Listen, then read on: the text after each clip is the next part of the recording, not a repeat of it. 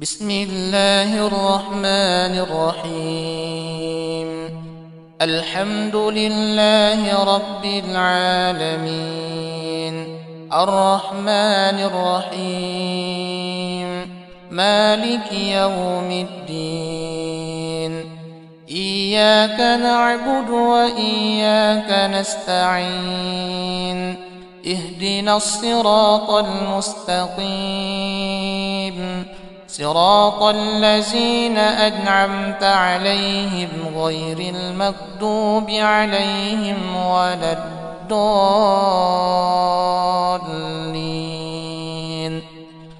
ولنبلونكم بشيء من الخوف والجوع ونقص من الأموال والأنفس والثمرات، وبشر الصابرين الذين إذا أصابتهم مصيبة قالوا إنا لله وإنا إليه راجعون. أولئك عليهم صلوات من ربهم ورحمة، وأولئك هم المهتدون. ولقد خلقنا الإنسان من سلالة من طين، ثم جعلناه نطفة في قرار مكين، ثم خلقنا النطفة علقة، فخلقنا العلقة مضغة، فخلقنا المضغة عظاما، فكسونا العظام لحما، ثم أنشأناه خلقا آخر، فتبارك الله أحسن الخالقين. ثم كلي من كل الثمرات فاسلكي سبل ربك ذللا، يخرج من بطونها شراب مختلف ألوانه فيه شفاء للناس، إن في ذلك لآية لقوم يتفكرون. يا بني آدم خذوا زينتكم عند كل مسجد وكلوا واشربوا ولا تسرفوا، إنه لا يحب المسرفين.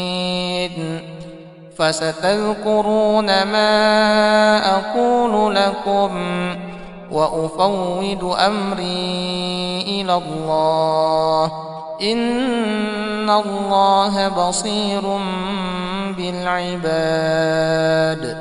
وإذا مرضت فهو يشفين، وإذا مرضت فهو يشفين، وإذا مرضت فهو يشفين. سلام قولا من رب رحيم. وامتازوا اليوم أيها المجرمون.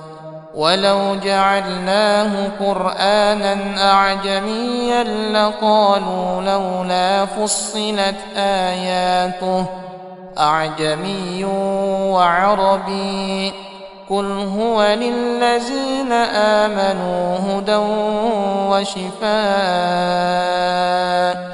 والذين لا يؤمنون في آذانهم وقر وهو عليهم عمى، أولئك ينادون من مكان بعيد.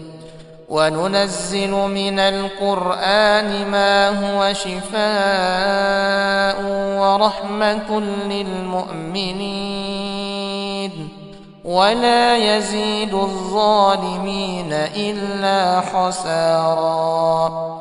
اللهم اشفني شفاء لا يغادر سقما.